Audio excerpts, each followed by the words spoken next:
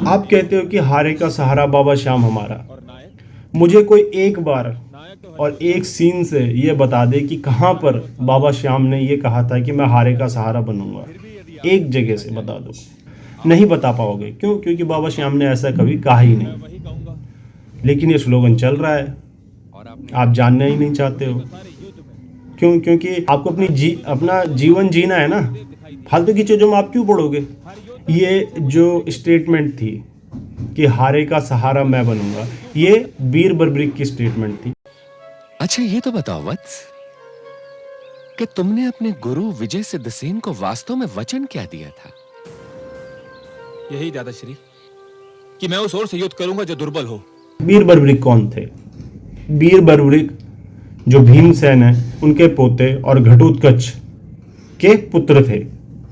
उन्होंने अपने गुरु को ये प्रॉमिस किया था कि मैं हारे का सहारा बनूंगा, जो हार रहा होगा उसकी तरफ से युद्ध करूंगा बिना सोचे समझे। और जब वो भगवान श्री कृष्ण से रूबरू हुए तो भगवान श्री कृष्ण ने उनको डांट लगाई। तुमने वचन देने से पहले कुछ सोचा नहीं वत्स? कुछ भी नहीं सोचा? जो वचन सोच के दिया जाता है दादाश्री वो वचन नहीं, व्यापार होता है।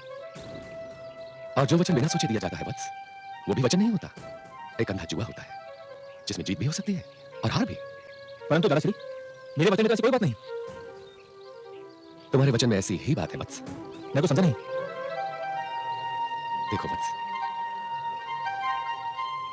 तुम हमारी ओर से युद्ध करोगे, तुम्हारी अपूर्व शक्ति के कारण कौरव सेना अस्त व्यस्त हो जाएगी, वो दुर्बल पड़ने लगेंगे। तुम अपने वचन की विवशता के कारण उनसे जा मिलोगे। फिर तुम पांडु परिवार से यानी अपने ही परिवार के लोगों से युद्ध करोगे, फिर वे दुर्बल पड़ने लगेंगे तो तुम फिर पांडु परिवार से जा मिलोगे। और ये क्रम चलता ही रहेगा यहां तक कि दोनों ओर का एक एक योद्धा समाप्त हो जाएगा। कुरु और पांडु वंश बीते समय की कथाएं बन जाएंगे, केवल तुम बचे रहोगे। अब ये बताओ वत्स कि तुम इसे अपनी जीत कहोगे या हार, या फिर अपनी वचनबद्धता का कि पुरस्कार? तुमने बिना सोचे समझे वादा कैसे कर दिया, प्रॉमिस कैसे कर दिया। और ये जो प्रॉमिस था, ये जो प्रतिज्ञा थी, ये जो श्राप था, ये वादा, इसी वादे के चक्कर में बीर बर्बरिक को अपना जीवन का त्याग करना पड़ा। दादाश्री मैंने अपने इस वचन को कभी इस दृष्टि से देखने का प्रयत्न ही नहीं किया। ये तो बड़ी विचित्र परिस्थिति होगी। नहीं दादाश्री नहीं, ऐसा नहीं हो सकता। ऐसा ही होगा वत्स, और यदि ऐसा हुआ तो तुम्हारा वचन तुम्हारे लिए आजीवन श्राप बन जाएगा। तो तुम्हारा वचन तुम्हारे लिए आजीवन श्राप बन जाएगा। श्राप? तो फिर क्या किया जाए? आप ही कोई उपाय बताइए दादाश्री। एक उपाय है वत्स, एक उपाय है कि तुम युद्ध में भाग न लो। ये असंभव है दादाश्री, आप कोई और उपाय सोचिए। फिर तो केवल एक ही उपाय रह जाता है वत्स। आप बताइए, आप जो भी कहेंगे मैं सर झुकाकर मान लूंगा। आप दादाश्री होने के अतिरिक्त मेरे मार्गदर्शक भी हैं, और शास्त्रों के अनुसार मार्गदर्शक ही पहला गुरु होता है। फिर तो तुम्हें गुरु दक्षिणा देनी होगी वत्स। कहिए तो अपने प्राण निकाल कर आपके चरणों में रख दूं। मैं वचन देता हूं, गुरु दक्षिणा में आप जो भी मांगेंगे मैं आपको दूंगा। वत्स, हमें तुम्हारा सिर चाहिए। तुमने अपना सिर देकर अपने वंश का मस्तक ऊंचा कर दिया। भगवान श्री कृष्ण को ना चाहते हुए भी उनका शीश मांगना पड़ा। अब मुझे सोचिए ना, थोड़ा सा दिमाग लगाइए, कौन है बीर बर्बरिक? बीर बर्बरिक अर्जुन के पोते हैं, क्योंकि भीम और अर्जुन भाई भाई हैं, और भगवान श्री कृष्ण अर्जुन के सखा हैं। भगवान श्री कृष्ण क्यों उस शख्स के प्राण लेना चाहेंगे जो कि उनके सखा का पोता है? सोचिए, कुछ तो रहा होगा ना। उन्होंने इसीलिए ये मेजर स्टेप लिया, क्योंकि ये वरदान नहीं था, ये श्राप था। हमें तुम्हारा सिर चाहिए। जिस श्राप को आजकल हम गाड़ियों में लिखते हैं, पहली बात। और दूसरी बात कि जब इन्होंने अपना शीश त्याग दिया, उसके बाद बाबा श्याम ने ऐसा कभी नहीं कहा, है ना। बाबा श्याम कौन है? बाबा श्याम श्री कृष्ण है। क्योंकि क्या कहा था भगवान श्री कृष्ण ने? उन्होंने कहा था कलयुग में या आगे तुम्हारी पूजा होगी मेरे नाम से। किसके नाम से? मेरे नाम से, यानी कि कृष्ण के नाम से। और कृष्ण कौन है? कृष्ण वो है जो कि अर्जुन के साथ खड़े हैं। अर्जुन हारे हुए हैं क्या? नहीं, अर्जुन हारे हुए नहीं है, अर्जुन जीते हुए हैं। अब देखिए गीता का एक श्लोक है, यदा यदा हि धर्मस्य ग्लानिर्भवति भारत अभ्युत्थानम् अधर्मस्य तदात्मानं सृजाम्यहम् परित्राणाय साधूनां विनाशाय च दुष्कृतां धर्म संस्थापनार्थाय संभवामि युगे युगे। हाँ पार्थ, मैं प्रकट होता हूं, मैं आता हूं। जब जब धर्म की हानि होती है तब तब मैं आता हूं, जब जब अधर्म बढ़ता है तब तब मैं आता हूं। सज्जन लोगों की रक्षा के लिए मैं आता हूं, दुष्टों का विनाश करने के लिए मैं आता हूं, धर्म की स्थापना के लिए मैं आता हूं।